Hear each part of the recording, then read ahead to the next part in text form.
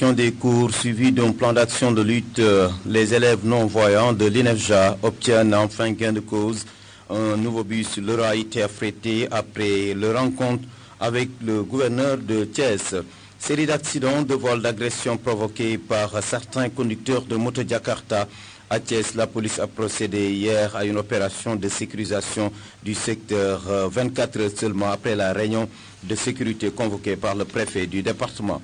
Publication du rapport de l'indice de perception de la corruption 2014, le Sénégal toujours sur la liste rouge malgré les quelques points enregistrés. La section Thiès du Forum civil déplore la léthargie notée dans la mise en œuvre des cellules régionales de gouvernance. Réforme sur la gestion de l'approvisionnement des populations du monde rural en eau potable.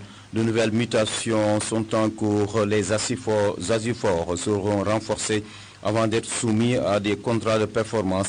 La direction de l'Office des forages ruraux mène la sensibilisation. Et puis, célébration demain du Gamou de Ndang, c'est dans l'arrondissement de Mewan. Le berceau des familles Kountiou du Sénégal va rendre hommage à son fondateur. Des milliers de pèlerins y sont attendus à l'appel du Khalif Cheikh Mohamed Mahfouz Kounta. Pendant ce temps, les préparatifs du Gamou 2015 de Kermam El Hadj vont bon train. Un CRD s'est tenu hier sur le sujet. D'importantes mesures pour la réussite de l'événement ont été prises. Mesdames et messieurs, voici pour le sommaire, le développement dans quelques instants.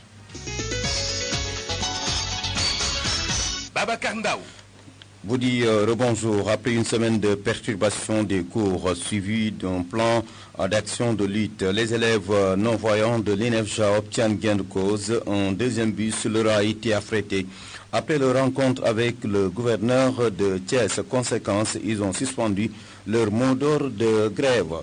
Série d'accidents, de vols, d'agressions provoqués par des conducteurs de moto Jakarta incriminés par des populations. La police a procédé hier à une vaste opération de sécurisation du secteur. Près de 100 moto-taxis Jakarta ont été immobilisés. 24 heures seulement après la mesure annoncée par le préfet du département. Babacar Sow. Les cas d'agression, de vol et d'accident de la circulation se multiplient ces 2 jours dans la cité du Rail. Une dame ayant juste perçu son salaire à hauteur de la Banque du Crédit Agricole sur l'avenue Léopold Sédar Senghor a été violemment délestée de son sac contenant tout l'argent par 2 individus en moto-taxi Jakarta qui ont ensuite pris la fuite. Un cas hier, celui d'un Européen qui a subi la furie de ces jeunes délinquants, n'a eu que ses beaux yeux pour pleurer. Tout son argent a été volé à la tire. D'autres plaintes du genre de délit ont atterri sur la table du commissaire central de Thiès. Idem pour la circulation, des accidents à n'en plus finir. Le plus récent s'est passé hier. Une femme vendeuse de poissons est actuellement internée à l'hôpital suite à un accident causé par la moto-taxi Jakarta qui l'acheminait. N'ayant pas suivi la longue file de voitures qui attendait le passage du train à hauteur de Médina Fall, la moto a été violemment heurtée par l'autorail, ce qui a valu à la femme de graves blessures. Le conducteur de la moto-taxi Jakarta en fuite s'est finalement rendu. Au finish, près de 100 mototaxis Jakarta ont été immobilisés par les forces de police. Des actes qui ont provoqué l'action des forces de police qui, selon des sources bien informées, ont posé les premiers jalons de l'appel du préfet Omar Mamoudou Baldé pour la sécurisation des populations et de leurs biens. Encore reçoit réforme sur la gestion de l'approvisionnement des populations du monde rural en eau potable. La nouvelle convention sera signée le 15 décembre prochain. Seulement des inquiétudes planent sur l'avenir des responsables des Asiforts. De nouvelles mutations, certes, sont en cours, mais les responsables de l'Office des forages ruraux rassurent. Une tournée de sensibilisation est menée depuis quelque temps dans ce sens. Thiès a abrité une rencontre d'information présidée par le directeur général de l'OFOR, son nom, Lansana Gagny Sakho. Est-ce que vous savez que si la Sénélec jouait correctement son rôle, aujourd'hui, NDP, il n'y aurait plus d'électricité. Parce qu'il y a des arriérés d'électricité qui sont dus à des Asiforts de 150 millions de francs CFA. Plus que ça. Est-ce que cette situation elle est tenable? Qui est responsable de cette situation? Nous disons tous que nous parlons au nom des populations. Mais nous, ce que nous proposons aux populations, c'est une eau de qualité. Ce que nous proposons aux populations, c'est une eau en permanence. Mais il y a mieux que nous proposons aux populations. Moi, à Dakar, si je fais des efforts, le mètre cube d'eau, je le paye à 190 francs. Ici, nous n'avons pas le mètre cube d'eau à moins de 300 francs CFA. C'est ça que nous proposons aux populations. Avoir de l'eau à un prix qui soit inférieur au prix actuel. Aujourd'hui, l'Asifor ne peut pas le faire. Je pense qu'on doit aller au-delà de nos intérêts personnels et regarder l'intérêt de 8 millions de Sénégalais qui sont pris en otage. Je pense qu'à certains moments, il faut qu'on se dise la vérité. On ne peut pas continuer à fonctionner comme ça. On ne peut pas. Le travail de diagnostic est fait. Le travail de préparation, cette étude, elle dure depuis 4 ans. Et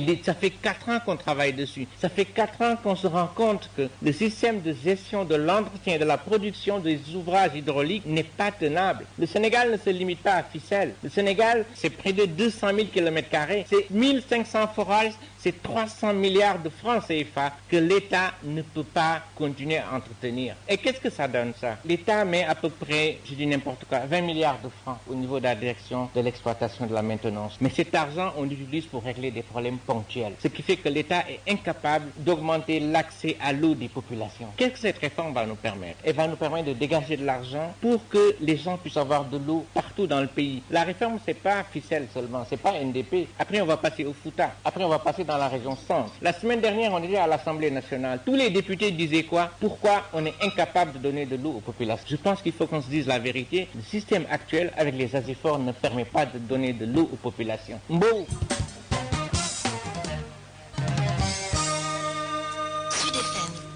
Mesdames et messieurs, vous suivez le journal sur Sud FM. Mathias, retenez cette brève avec la cérémonie de réception de la tapisserie souvenir des 20 ans de l'UEMOA réalisée par les manufactures sénégalaises des arts décoratifs de Thiès. Cette cérémonie est prévue demain, 6 décembre, en présence du président de la commission de l'UEMOA, Cheikh Hadjibou Soumaré, et du ministre de la Culture et de la Communication du Sénégal, Mbagnick Ndiaye. Un événement placé dans l'agenda de la cérémonie Sargal, la 4e du genre. Les lauréats du concours de dessin et celui du concours de l'UEMOA vont recevoir leur prix. Rappelons que le thème des 20 ans de l'UEMOA et les voies d'un développement solidaire en Afrique de l'Ouest.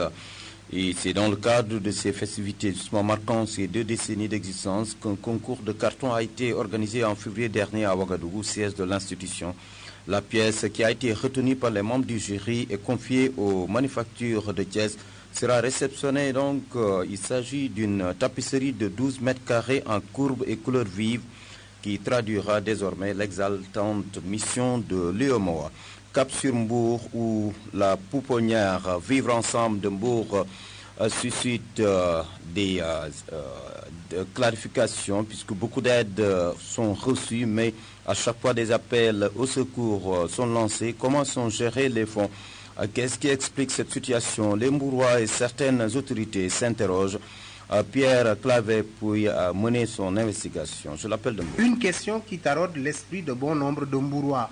Comment sont gérés les dons ou fonds octroyés à la pouponnière? Qu'est-ce qui explique les appels au soutien récurrents lancés par les responsables de la structure alors que de l'aide arrive très souvent à la pouponnière? Bref, comment est gérée la pouponnière?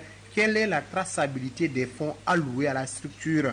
Première à s'interroger, Maria Massa, ministre de la Femme, de la Famille, de l'Enfance et de l'Entrepreneuriat féminin, lors d'une visite la semaine dernière. Pour qu'on puisse examiner tous les dossiers en profondeur, essayer de voir comment on va planifier pour avoir une bonne gestion qui nous permettra.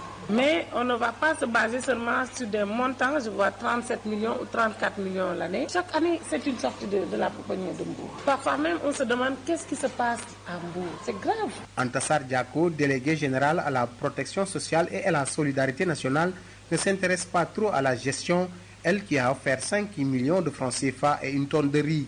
Ce n'est pas parce que l'État met son argent que l'État vient imposer un audit. Dans ce cas, vous comptez en charge. Non, je ne contredis personne. Vous m'avez posé une question et je vous ai répondu. Je ne parle pas de qui que ce soit.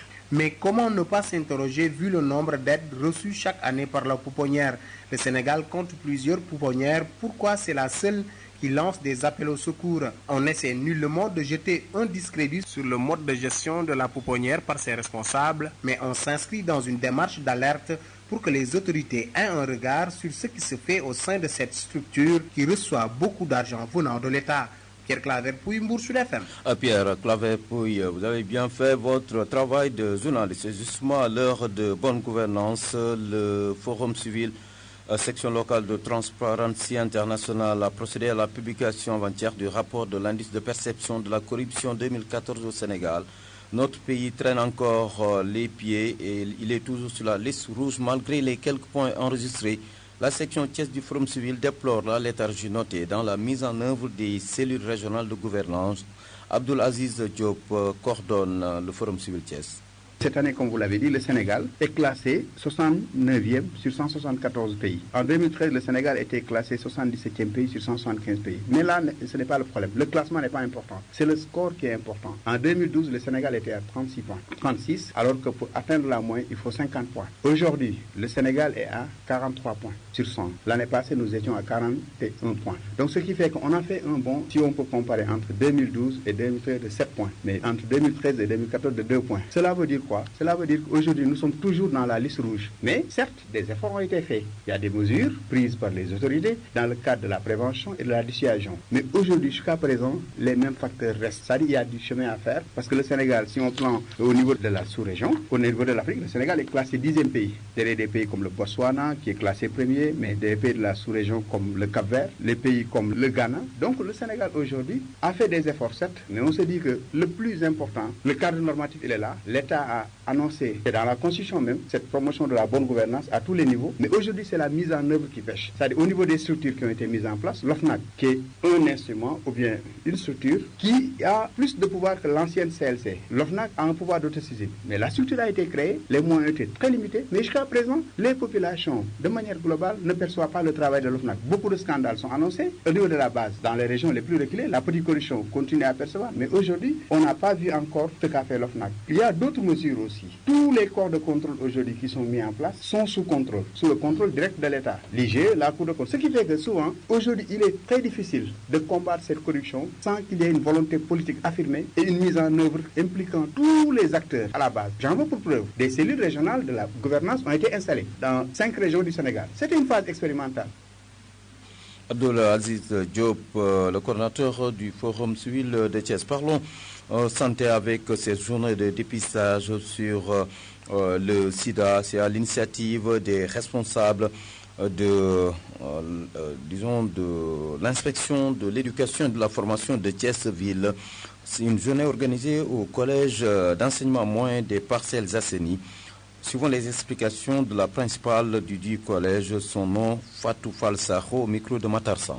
La manifestation que nous avons organisée aujourd'hui, ça a été demandé par l'IA. Il s'agissait simplement de faire une cérémonie de dépistage du sida et également faire un exposé sur le sida, cause et prévention.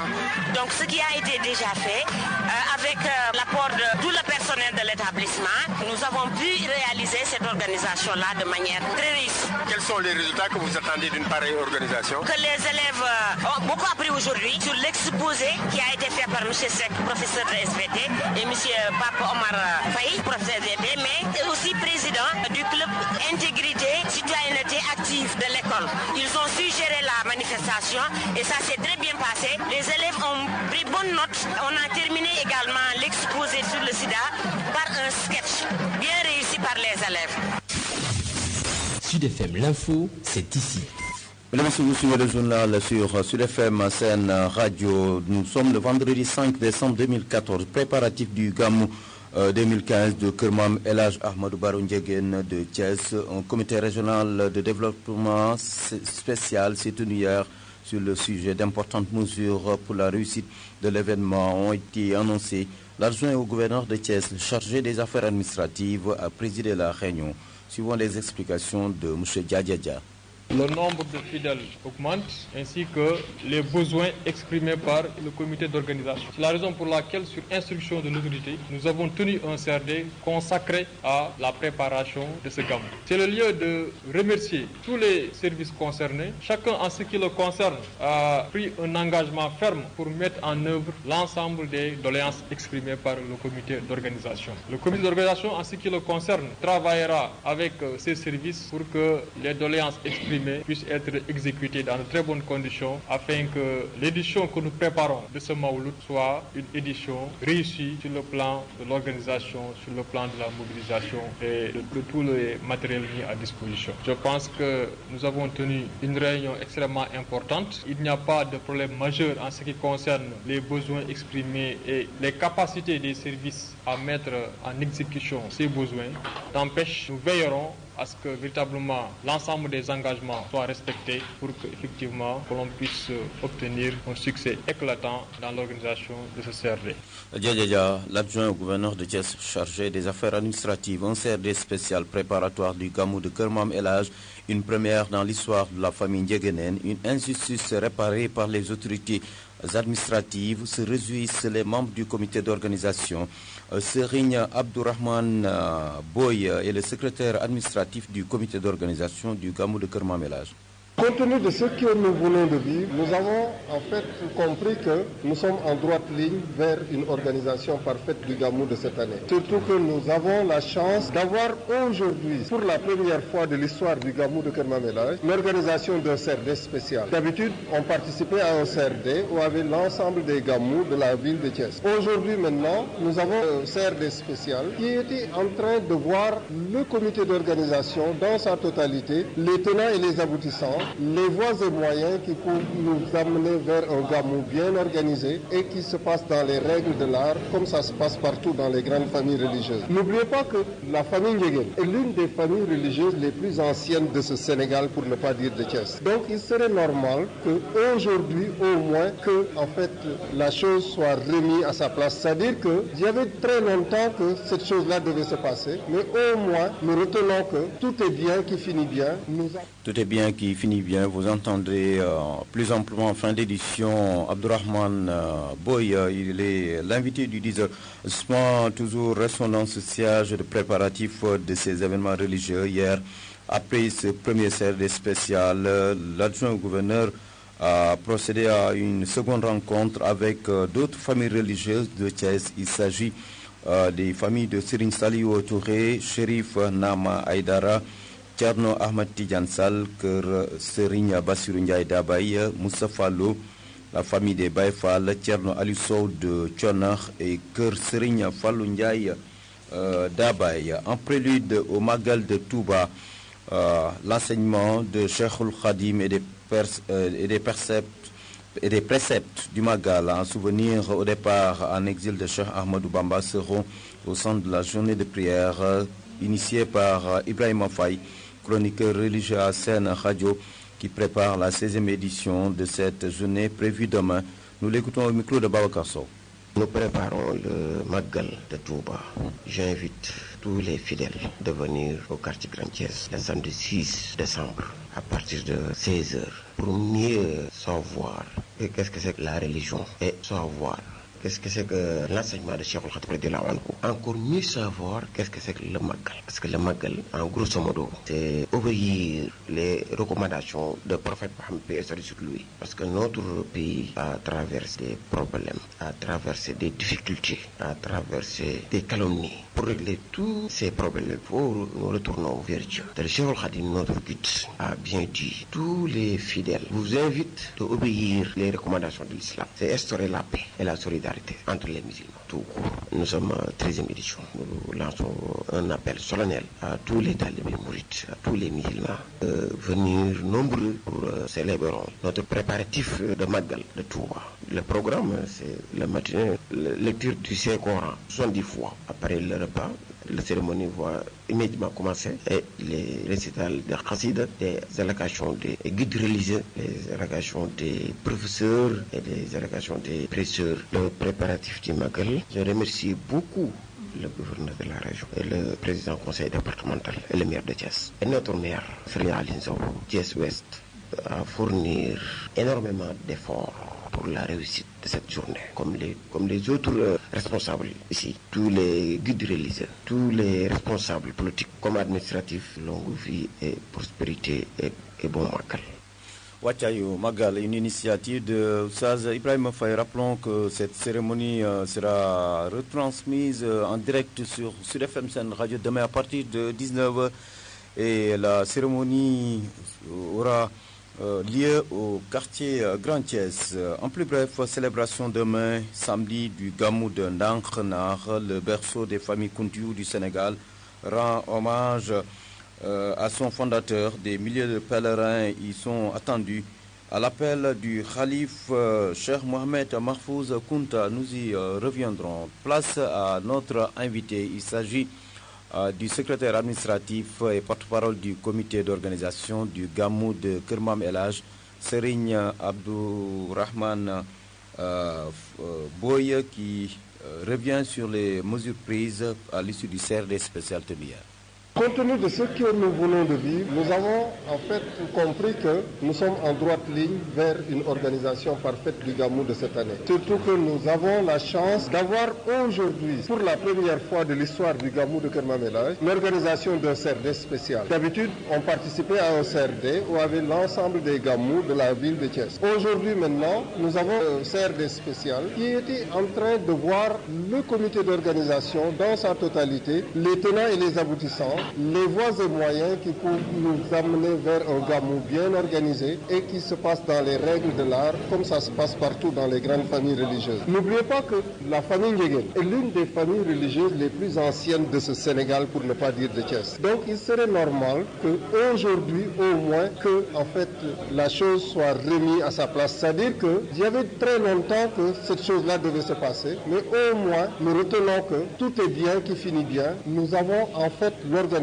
d'un CRD spécial. Ceci maintenant nous ramène à sa juste valeur, à l'organisation maintenant d'un Gamou qui doit se passer dans les règles de l'art. Nous avons tenu une bonne réunion sous la direction du gouverneur M. Dia avec les préfets qui étaient à côté de lui. Nous avons passé en revue l'ensemble des points de l'organisation qui peuvent nous amener vers un Gamou en bonne et due forme, donc organisé dans les meilleures conditions. Les chefs de service se sont bien préparés et nous ont promis une organisation parfaite parce qu'ils ont pris des engagements fermes et nous savons que ce n'est pas la première fois que nous travaillons avec eux que ces engagements-là seront tenus. Si maintenant tous ces engagements pris sont tenus, toutes les tâches exécutées, nous sommes convaincus que cette année, nous allons passer un Gamou en fait de très bonne qualité. Maintenant, il faut se dire que le comité d'organisation est venu en fait représenter le Khalif El Hadj Mounirou Ndiéguène sous la direction maintenant de El Hadj Ousseynou, qui est le président du comité d'organisation, accompagné maintenant de son adjoint El Hadj Ahmed Ndiéguène et toute la famille. Vous avez vu la forte délégation qui était venue. C'est pour montrer l'importance du Gamou dans l'agenda de la famille Ndiéguène. C'est l'une des activités les plus importantes de la famille Ndiéguène. Chaque année maintenant, toutes les énergies sont mobilisées pour une réussite de ce Gamou. Quand on parle de Gamou avec des milliers de pèlerins qui vont se déplacer, le problème d'accès, d'hébergement, on se rend compte que quand même Kermam El Hadj est un quartier un peu quand même qui étouffe. Est-ce qu'il y a des dispositions particulières à ce niveau? Bon, en fait, là maintenant, il faut comprendre qu'au niveau des infrastructures, sincèrement, il n'y a pas les infrastructures qu'il faut. Mais nous avons maintenant un quartier où les gens ne comprennent que la solidarité et qu'ils ne vivent que la solidarité à tout moment. Donc, les pèlerins seront reçus, comme ils l'ont toujours été, dans d'excellentes conditions par les habitants du quartier. Et partout maintenant, les gens entrent, ils seront reçus et ils vivront comme chez eux. Nous avons pris toutes les dispositions pour que maintenant tous les pèlerins soient traités de la meilleure des manières et qu'ils soient reçus dans les meilleures conditions pour passer un excellent Gamou. C'est vrai que sur le plan infrastructurel, là maintenant il y a beaucoup de choses à faire, mais c'est lié maintenant en fait à l'ancienneté du quartier. Les cas de vol que sont... Bon, l'insécurité et les cas de vol, bon, en fait chaque année on essaie de faire un peu plus parce que maintenant cette année, avec l'organisation que nous avons mise en place, le demande de renfort de sécurité que nous avons demandé montre qu'en fait on veut pallier au manque qu'on a constaté l'année dernière. Bien que ce n'était pas très grave, mais on voudrait que maintenant passer un Gamou en toute sécurité comme maintenant ça se passe partout. Permettre maintenant aux pèlerins de venir et de retourner chez eux dans de meilleures conditions. Babacar Ndao. Mesdames et messieurs, à 10h25, c'est la fin de cette édition. Le rappel des titres qui ont fait l'actualité régionale en ce vendredi 5 décembre. L'information phare, c'est la levée du mot d'ordre de grève des élèves non-voyants de l'INEFJA. Après une semaine de grève, ils réclamaient un second bus. Opération de sécurisation dans la ville de Thiès. Une centaine de motos Jakarta immobilisées hier. Cela fait suite à l'appel des autorités pour sécuriser le département dans son entièreté. Et puis, gestion des forages ruraux, les responsables de l'Office des forages ruraux en tournée de sensibilisation mise sur une bonne campagne d'information pour préparer ces mutations en cours. L'autre information dans cette édition, ce sont les préparatifs des différents gamous de 2015. Une série de CRD tenus hier, mais l'autre information, c'est la tenue pour la première fois de l'histoire de Kouroumam El Hadj d'un CRD spécial. En prélude à ce grand gamou prévu en début janvier, l'invité du 10h justement était le porte-parole du comité, Serigne Abdourahmane Boy. Je rappelle que vous pourrez entendre en Wolof à 16h Serigne Ousseynou Ndjegen, le coordinateur du dit comité. Merci à Pape Medounia et Pape Gueye qui m'ont aidé à réaliser techniquement cette édition cette édition présentée par Babacar Ndaw. Excellente journée de vendredi et bon week-end en compagnie des programmes de Sud FM. Oussaz Ibrahima Badian Iran.